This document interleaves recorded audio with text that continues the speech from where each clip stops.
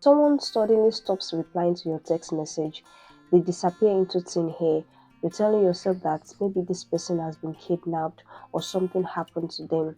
And eventually you're seeing them online, they're chatting with people, they are replying to people's messages, and they keep ignoring your own. Yes, you have been ghosted. And many of you will tell yourself that, okay, maybe I'm the one with the issue. You start internalizing what happened.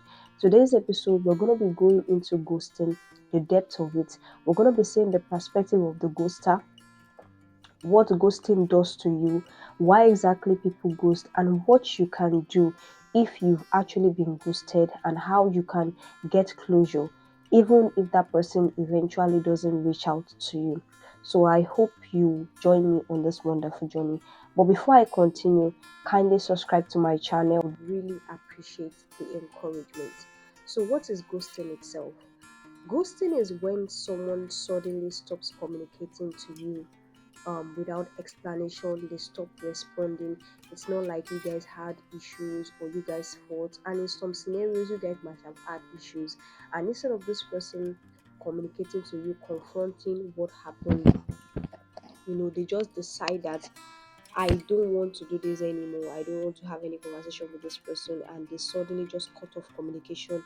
Weeks, days, months, you have been calling them, they are not picking your calls, they've blocked you, and you keep seeing them online. What are the early signs of ghosting? How do you know that this person is capable of ghosting? Number one is that you guys made plans together and they have been regularly bailing out of plans. Number two, this person has no depth. When you guys are having conversations about the future, about life, they are so shallow in their approach with you. Obviously, you know that this person doesn't want to be deep with you, and this person is someone that is capable of ghosting you. Another thing is that if this person doesn't like to share personal information, there are some intricate details about their life that you have no idea about.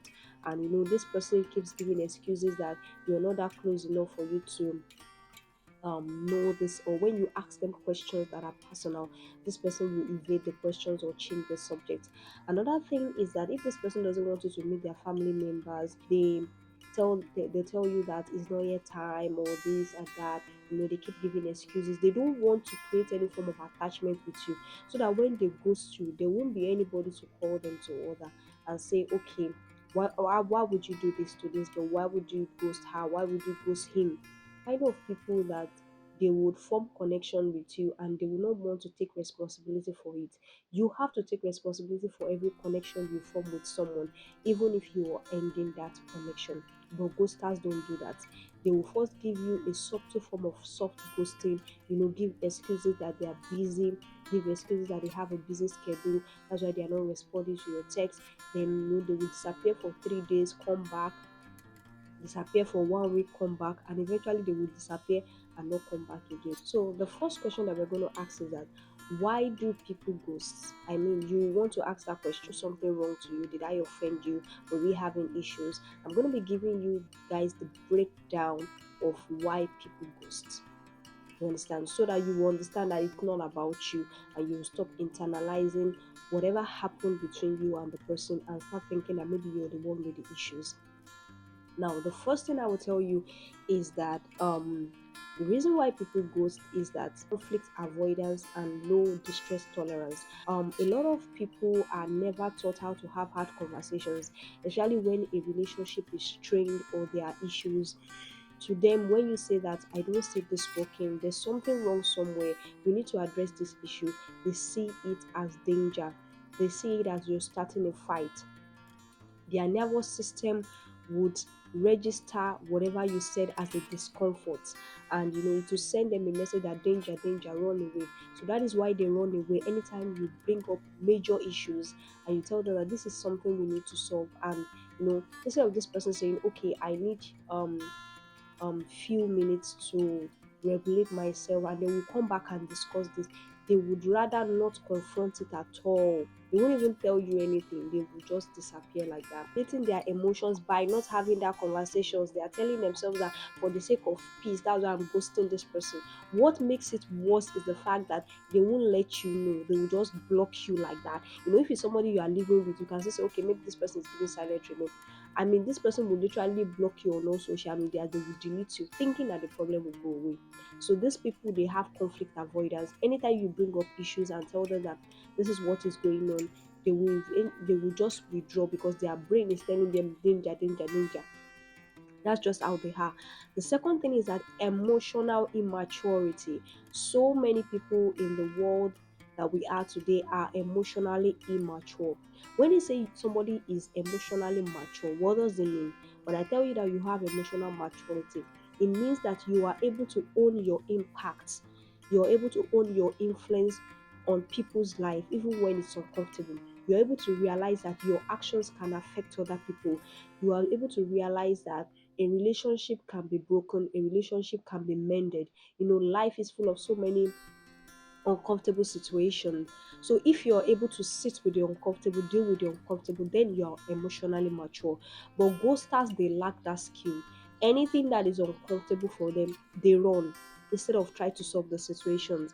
They don't want to feel guilty. They don't want to feel guilty for hurting you. Probably they realize that this relationship cannot work out any longer. And instead of them telling you straight up that I'm not interested in this relationship any longer, I'm not interested in this friendship any longer, I don't want to associate with you again, they will rather run away and just close that door and just delete you from their contact, hoping that the problem will be solved, which it will not be. They think that silence is what solves the problem. It's you, they block you on WhatsApp, they disappear into thin air, and you're telling yourself that does this person even exist? Did this person even exist? Most times it happens in online relationships and even offline as well. You go to their house, they've packed out of their house. Like, people can do crazy things just to ghost people, especially when it comes to this social media world. So people that they are avoidant, they are people that equate intimacy with loss of freedom. They feel like if they are close to someone, they are going to lose their sense of freedom, they're going to lose their sense of self. So they feel like when they get too close to people, when they are vulnerable people, their subconscious mind will go into self-protective mode and tell them that you're about to lose your freedom, run away from this person. That's why when you see that you guys are getting close, the emotions are getting intense, this person will just run away, run off for days. Some might come back later, then eventually they will run off and they will not come back. So these people, their instinct when they realize that feelings are intense is not for them to communicate, it's for them to detach. They immediately run away. That is their response. That is how their brain responds to intense emotions. People texting back to you feels like obligation. Consistency feels like they are being trapped. So they ghost you because they want to reclaim their peace. They want to regulate their emotions. Not because you did anything. They are just avoidant by nature. People that are avoiders by nature, believe me, they have the power and the ability to ghost you at any time. In a relationship with someone that is an avoidance, please be aware of that. They can ghost you at any time. They can disappear off the face of the earth at any time. They can just pack their bags and you don't see them again because of their attachment style. Another thing is that these people don't have enough role models in their life. They are used to seeing their family members probably growing up, when issues arise, they've seen people escape out of that issue instead of talking about it. Probably their mom is the type that gives silent treatment, or their dad. There's always one person in the family that is always avoiding conflict. Instead of you guys sitting down as a team to work it out and solve it together. So they've not really had good role models. So they feel like that is the normal way. Once you are in a relationship or a connection with somebody, even if it's not a romantic connection, and maybe you guys have issues, or you guys might not even have issues, and you feel like the feelings are too intense for you, the next thing is for you to run, avoid. Once problem arise, they run. They don't even want to solve that situation. They close up. They just detach from that relationship and then form connection with another person. And when that same thing happens again, when they become deep with that person, they close off that connection again. That is how they will keep doing without attaching to anybody in their lives. Do it is for cognitive dissonance. This cognitive dissonance is that when they know that they are doing something hurtful to you, they know that they are hurting you, and they've told themselves that I'm a good person, I'm a loving person, people love me, and then they're telling themselves that how could I hurt this person? Instead of them facing the consequences of their actions, they run. That is what they do. They avoid you completely. They delete your contact. They decide not to go to your house any longer. because they believe that if they don't see your pain, then they are not affected by it. It's just like out of sight, out of mind. So they prefer to just run away because they have been so deluded with this idea that they're a good person. That this concept of I'm a good person, I'm a bad person. There's nobody that is a good person. We've all hurt people in our lives. We've all ended relationships. But the point is that you being accountable, being responsible, ending it the proper way that it should be ended. That is what you owe that person. It's just plain disrespectful when you ghost people. The main question is this: how do you get closure when someone has ghosted you and you're hurt by it, and you're telling yourself that I keep waiting for this person messages and it's obvious that this person doesn't want to reply me, this person has already blocked me and I need to move on. It's a form of emotional wreckage because our brain doesn't like unfinished stories, more of incomplete tasks than complete tasks. Ghosting just leaves the door open and you don't even know exactly what went wrong. There is no ending, there is no explanation, there is no final saying, and your brain keeps replaying it over and over again, trying to solve what happened. But the truth is, their silence is the ending. You're just refusing to read the last page of the book because you don't like how it ended. The step that I will tell you is that write the text that you will never get to send. There's something that you want to say to this person. There is something that you want to get off your chest. You understand? Write it in a book, or write it or type it on your phone. Just make sure you write that text in whatever form that you want to express yourself, the anger, the frustration, the inconsistency, how much you love them. Just express yourself in that written form, and then you can delete it or you can burn it. You can do whatever it is with it, but it's just a text message that you will never get to send to that person. Please don't send it to that person, because people that ghost you don't want an explanation. The more you try to give stories, the more you try to explain, the more they will not communicate. They will just look at you like a fool and they will be happy about it. The content that I would say is that collect the data and not drama. Go through your messages, try to be objective. You have seen the signs, you might have sensed it, but you're telling yourself that because you love this person so much, this person has been disappearing on you, they have been giving you hints, they have always been shallow in your conversations. You will check the text message and see all those things there. Now, you're not checking it because you want to hurt yourself more. You're checking it because you want to realize that the data is there, the fact is there, their actions have shown that truly this person is not somebody that you can trust. You understand? You've seen times when you guys have issues and they quickly dismiss it. They try to brush it off, do as if something did not happen. Probably you guys have conversations and then the next day they are pretending like nothing happened. And you're trying to bring them back to the issue, and this person keeps gaslighting you, making you feel like you're the bad person. So reading those texts will let you get perspective of the dynamic of the relationship from the beginning that you were too blind to see because you were in love with that person. Use the 3 truths exercise. Truth exercise is something that you have to repeat over and over again. So as I'm reading this, you repeat it after me. The first truth is, their actions have showed me who they are, because actions speak louder than words. Their actions have shown me who they are because actions speak louder than words. The second thing is, I deserve communication and not confusion. The third truth is that I'm allowed to close the door even if they did not close it. Yes, you are allowed to close the door.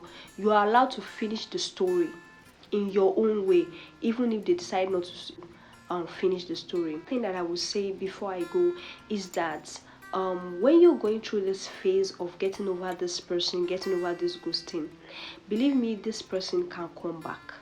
They left because they know that they left the door open, but this is where you have to be strong. When that person comes back, I will not advise you to take that person back. And if you're taking that person back, it must be on your own terms. So I'm not saying that there's no possibility that that person might realize, or there's some people that there are exceptions to every rule. This person might later realize that you mean so much to them and come back. But when they come back, they must abide by your rules. You must have strict boundaries so that you will not be hurt the second time. But if you know that you're not somebody that you have boundaries, you don't think your heart can take it, When they come back, let them know that the door has been closed and it is closed forever, so that you can quickly heal and move on. Because believe me, ghosters leave because they know they can come back. So when they come back, you to be ready for them. Are you getting my point? Somebody that you're used to ghosting people, please stop it. All for today's episode of Connect with Eleanor. If you have any ghosting stories that you want to share with us, please let us know in the comment sections. Pour your heart to us. Believe me, a lot of people will be inspired by your ghosting story. You understand? I've also been ghosted by friends. I've also been ghosted by people that are close to me.